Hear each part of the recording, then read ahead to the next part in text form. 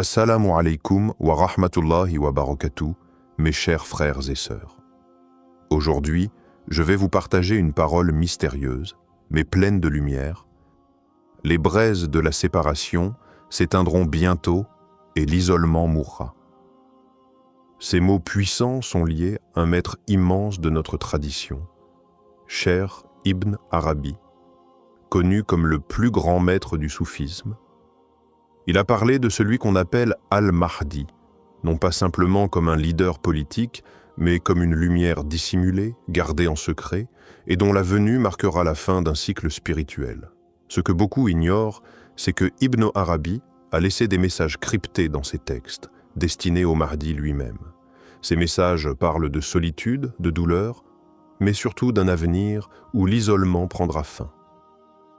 Aujourd'hui, nous allons entrer dans ce monde caché, celui des allusions mystiques, pour mieux comprendre ce lien spirituel profond entre Ibn Arabi, le Mahdi et la fin imminente de la séparation. Ibn Arabi, né en 1165 à Murcie, en Andalousie, est l'un des plus grands penseurs mystiques de l'islam. Surnommé le Cheikh al-Akbar, le plus grand maître, il a voyagé dans tout le monde musulman, de l'Espagne jusqu'à Damas, où il s'est éteint. Son œuvre est immense, composée de centaines de livres, dont le plus célèbre est Al-Futuhat al-Makkiyya, les révélations de la Mecque. Mais ce qui rend Ibn Arabi si unique, c'est sa vision du monde spirituel. Pour lui, tout l'univers est le reflet d'un seul être, et chaque événement a une dimension cachée, intérieure, que seuls les cœurs éveillés peuvent percevoir. Il a parlé longuement du Mahdi, mais à travers un langage symbolique et profond, parfois incompris. Pour lui, le Mahdi n'est pas seulement un homme, mais une présence divine manifestée dans le temps. Un sceau de la sainteté, une lumière ultime descendue à la fin des temps pour réconcilier l'intérieur et l'extérieur. Il ne le décrit pas avec des détails physiques, mais avec des qualités spirituelles. Pureté absolue, connaissance directe, humilité écrasante, alignement parfait avec la volonté divine. Ibn Arabi insiste. Le Mahdi ne vient pas pour conquérir, mais pour dévoiler. Il n'est pas un roi des terres, mais un maître des cœurs. C'est dans ce cadre que l'isolement prend tout son sens. C'est un isolement voulu, nécessaire à cette grande mission. Selon Ibn Arabi, le Mahdi traverse une longue période d'isolement avant d'apparaître. Cet isolement n'est pas seulement physique, il est surtout spirituel. Le Mahdi vit caché, souvent incompris, en marge du monde, mais ce retrait est voulu par Allah. Ibn Arabi explique que cet isolement est une purification. Il écrit que les grands élus sont voilés avant d'être révélés, car leur lumière brûlerait ceux qui ne sont pas préparés. Le Mahdi est donc tenu à l'écart pour ne pas être détruit par les passions du monde et pour ne pas troubler un ordre encore immature. Il est dans une grotte symbolique à l'image du prophète avant la révélation. Dans ses textes, Ibn Arabi compare le Mahdi à la lune cachée par les nuages. Elle est là, mais peu la voit, sabah. Cette solitude est un fardeau, mais aussi un honneur. Car celui qui est isolé par Allah est aussi protégé par lui. Ibn Arabi insiste sur le fait que le Mahdi ne doit pas chercher à sortir de cet isolement par lui-même. Il n'est pas maître du moment. Il attend le signal, le décret. Ce silence imposé forge en lui une sagesse que le bruit du monde ne pourrait produire. Et plus encore, c'est dans cet isolement que le Mahdi reçoit les messages cachés des saints du passé, y compris ceux d'Ibn Arabi lui-même. Ce retrait n'est donc pas un oubli, mais une préparation, un écrasement nécessaire avant l'éclosion. Quand Ibn Arabi évoque les braises de la séparation, il parle d'une souffrance qui consume lentement, comme un feu caché sous la cendre. Ces braises symbolisent l'attente, la division du monde, l'absence du Mahdi dans la scène visible. Elles brûlent les cœurs sincères, qui perçoivent que quelque chose manque, que la vérité n'est plus incarnée pleinement. La séparation n'est pas seulement entre les hommes et le Mahdi, mais aussi entre les hommes et leur propre lumière intérieure. Ibn Arabi montre que cette douleur est universelle, elle touche les croyants éveillés, les saints cachés et même le Mahdi lui-même. C'est un feu discret mais persistant. Il ne détruit pas, il rappelle. Il maintient en vie un désir profond de réunification. Mais attention, ces braises ne sont pas une punition. Elles sont le signe que l'union est proche. Ibn Arabi écrit que tant que le cœur ressent ce feu, c'est qu'il est vivant. La séparation devient alors un appel, une préparation collective. Le monde est dans une nuit obscure, mais une chaleur subsiste, une promesse silencieuse. Le Mahdi, caché, sent aussi ce feu. Il sait que l'heure approche où ces braises ne seront plus nécessaires, où l'amour entre les âmes fidèles et la vérité divine se manifestera pleinement. Alors, l'isolement mourra, car l'appel sera entendu. Pour Ibn Arabi, le monde se dirige vers une union mystique, une fusion entre l'invisible et le visible.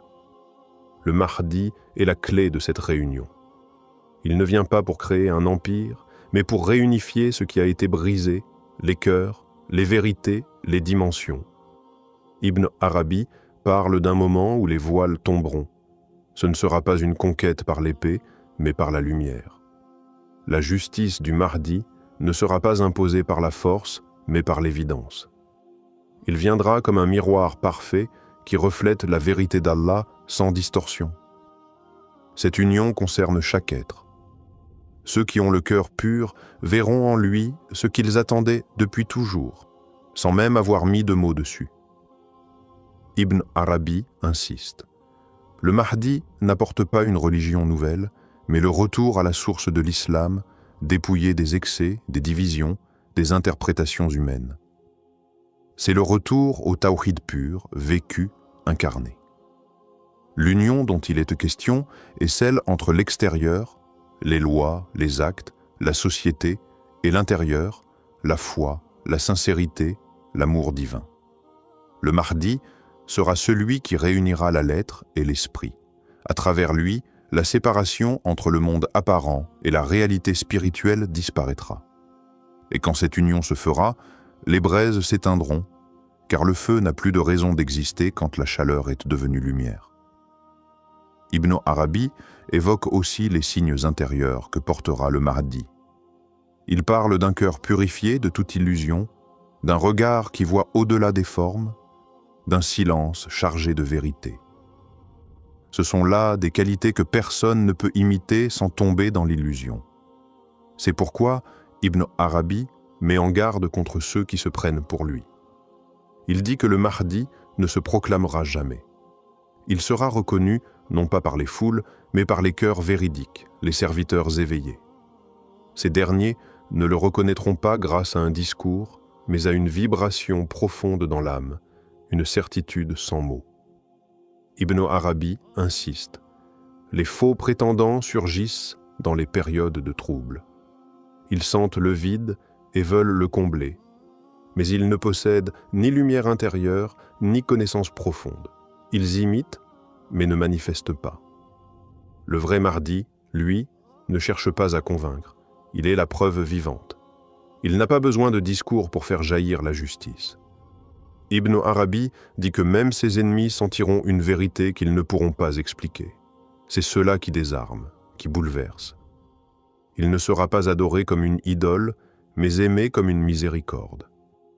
Et c'est pour cela que son isolement est aussi une protection. Tant que le monde n'est pas prêt, sa lumière reste couverte, comme une braise sous la cendre. Mais cette couverture est temporaire. Dans l'un de ses poèmes, Ibn Arabi laisse entendre que le Mahdi recevra des messages spirituels transmis à travers les rêves, les inspirations et les révélations intérieures. Il écrit « Celui qui hérite de la lumière verra sans les yeux, entendra sans les oreilles et comprendra sans les mots. » Ces paroles ne sont pas banales. Elles indiquent que le Mahdi ne sera pas guidé par un savoir académique ou des stratégies politiques, mais par une science divine directe, ce que le cheikh appelle la science muhammadienne.